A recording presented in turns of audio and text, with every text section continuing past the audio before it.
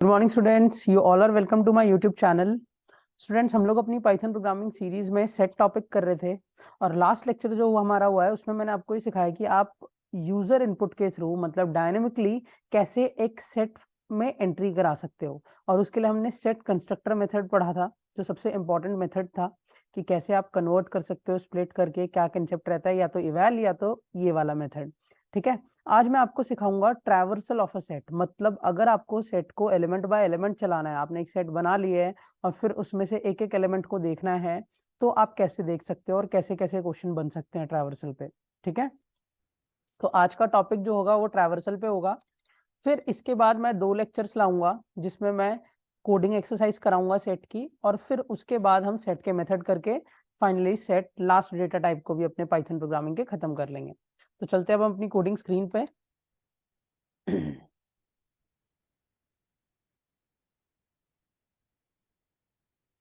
ठीक है, आज की सबसे पहले हेडिंग डाल देते हैं स्टूडेंट्स। आज की हमारी हेडिंग है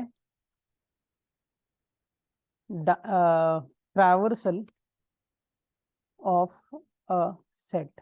अब ट्रैवर्सल आप पाइथन के सारे सीक्वेंसेस में पढ़ चुके हो, आपको पता है कि ट्रैवर्सल का मतलब क्या होता है, मगर स्टिल मैं एक बार दोबारा से यहाँ पे डेफिनेशन लिख देता हूँ। ट्रैवर्सल का क्या मतलब होता है? एग्जीक्यूटिंग थ्रू अ सीक्वेंस या Python sequence element by element. तो यहाँ पे सेट है तो हम कहेंगे एग्जीक्यूटिंग थ्रू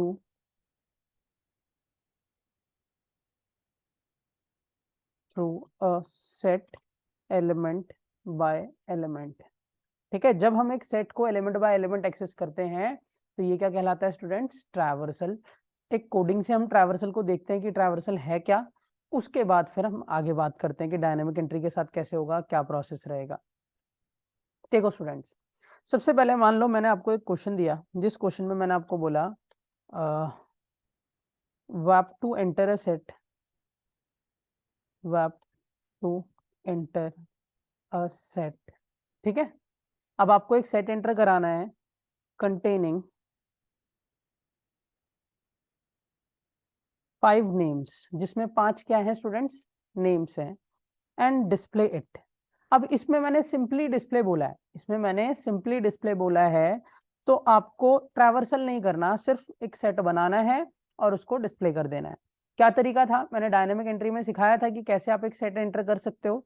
तो मैं सेट का नाम st रख दूं, is equals to set constructor लगता है, सेट के अंदर इनपुट आता है, इनपुट के अंदर एंटर अ सेट या enter the names, enter the 5 names, ऐसे लिख देता हूँ 5 नेम्स। और उसके बाद मैंने बताया था कि वो डॉट इनपुट के साथ डॉट स्प्लिट लगाना है और वो ऑपरेटर पास कर देना है जिससे आप स्प्लिट करोगे। जैसे मैं कॉमा सेपरेटेड नेम्स दूंगा तो मैंने स्प्लिट में कॉमा डाल दिया।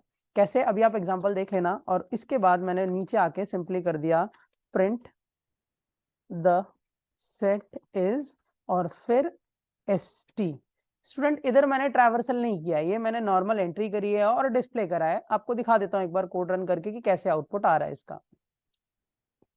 ठीक है, कोड रन किया, इसने बोला एंटर 5 नेम्स। अब मुझे 5 नाम कॉमा सेपरेटेड देने होंगे। कॉमा सेपरेटेड क्यों? क्योंकि स्प्लिट में मैंने कॉमा लगाया है। अगर मैंने ये स्पेस लगाया होता तो स्पेस सेपरेटेड देता। तो मैं 5 नाम दे देता हूँ, जैसे प्रिंस दिया मैंने, कॉमा कुणाल,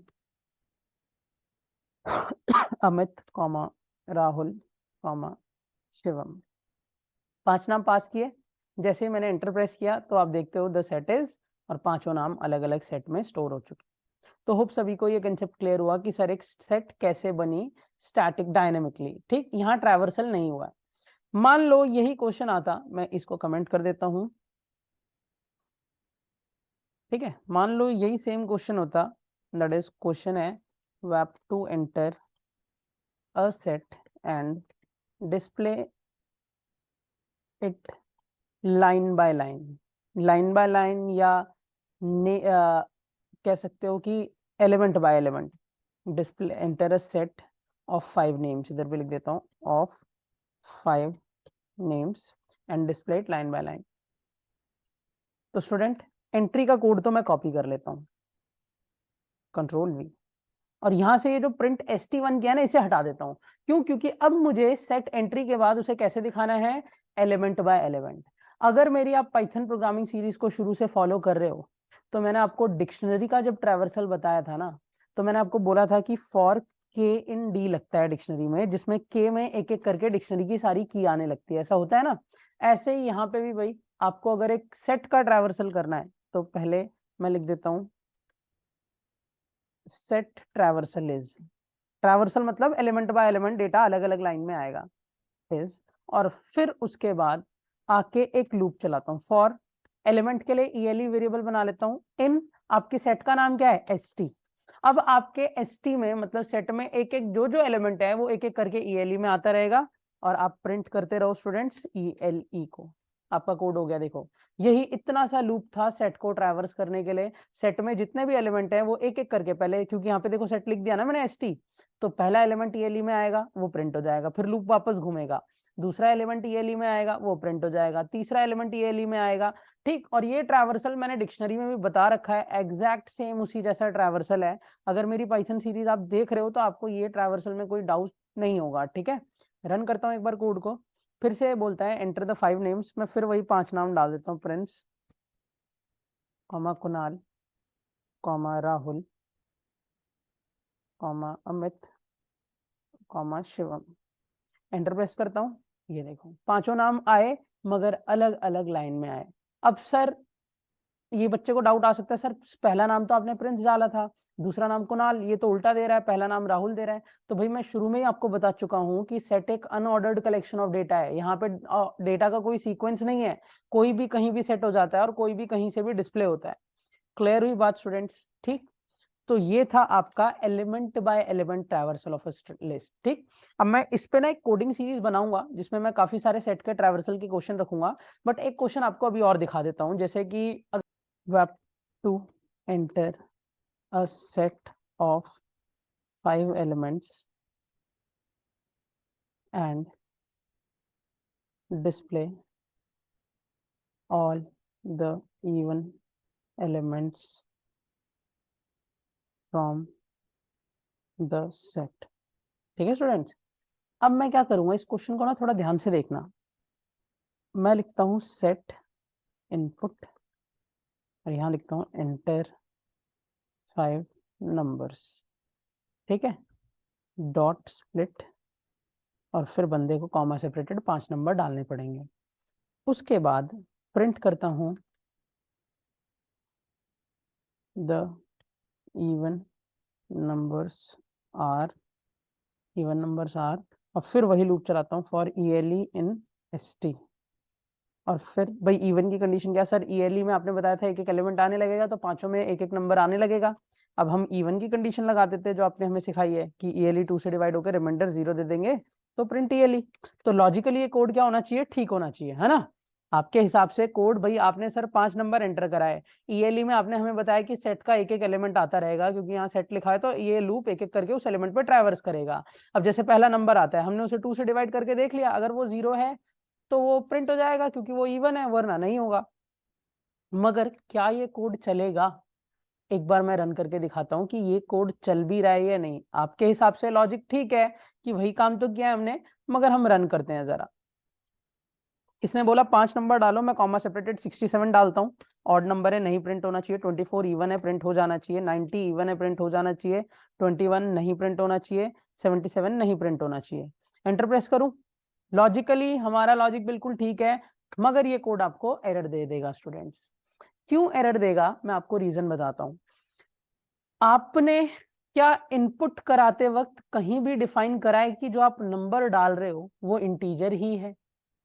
क्या आपने इनपुट कराते वक्त कहीं भी डिफाइन करा है कि जो आप नंबर डाल रहे हो वो इंटीजर ही है? दूसरी बात, स्प्लिट जो है, स्प्लिट एक स्ट्रिंग का बाय डिफॉल्ट फंक्शन है। किसका बाय डिफॉल्ट फंक्शन है? स्ट्रिंग का। या तो आप उसे इवैल के थ्रू एंटर कराओ, या तो आप अपनी लिस्ट को या सेट को इवैल के थ्रू एंटर कराओ। और अगर आप स्प्लिट का यूज कर रहे हो तो इसका मतलब आप जो नंबर डाल रहे हो वो स्ट्रिंग फॉर्मेट में डाल रहे हो। तो सर फिर तो बात बनेगी नहीं, ये क्वेश्चन होगा कैसे? होगा भाई, बस आपको करना क्या है, जब आप इस ईएलई की कंडीशन लगा रहे हो ना तो उसको इंट में टाइपकास्ट कर दो, अगर नंबर का केस है तो। अब देखो मैंने बस करा क्या, कंडीशन लगाते वक्त उसे इंट बना दिया, सिर्फ 2 से डिवीजन चेक, क्योंकि देखो स्ट्रिंग कभी 2 से डिवाइड नहीं होती। इंटीजर हो जाता है, स्ट्रिंग कभी नहीं होती। तो मैंने क्या करा, अपने नंबर को इंटीजर में टाइप कास्ट कर दिया, कन्वर्ट कर दिया। जरा अब रन करके देखते हैं, फिर से मैं वही नंबर डालूंगा। 56 इवन है, प्रिंट हो जाना चाहिए। 77 नहीं होना चाहिए। 22 हो जाना चाहिए। 98 हो जाना चाहिए। और 59 नहीं होना चाहिए। रन करें एक बार। अब देखोगे आप कि आपके सारे इवन नंबर प्रिंट हो रहे हैं।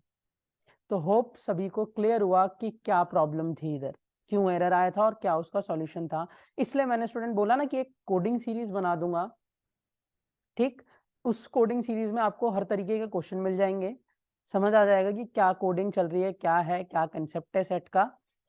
ठीक स्टूडेंट्स, तो आज सभी को ये समझ आ गया कि अगर आपको सेट को एलिमेंट बाय एलिमेंट चलाना है तो आपको ये लूप जो है ना, ये फॉर ईएलई इन एसटी वाला, ये चलाना मैंडेटरी है। इससे ईएलई में एक एक करके आपका सेट का एक एक एलिमेंट आता रहेगा। ठीक, तो होप सभी को आज की वीडियो अच्छी लगी होगी। ठीक है स्टूडेंट्स, समझ आया होगा। नेक्स्ट लेक्चर होगा coding exercise of a set, उसके बाद होगा मेथड्स ऑफ अ सेट। ठीक, आज के लिए इतना ही students. Till then keep watching and keep learning. Thank you, have a nice day everyone.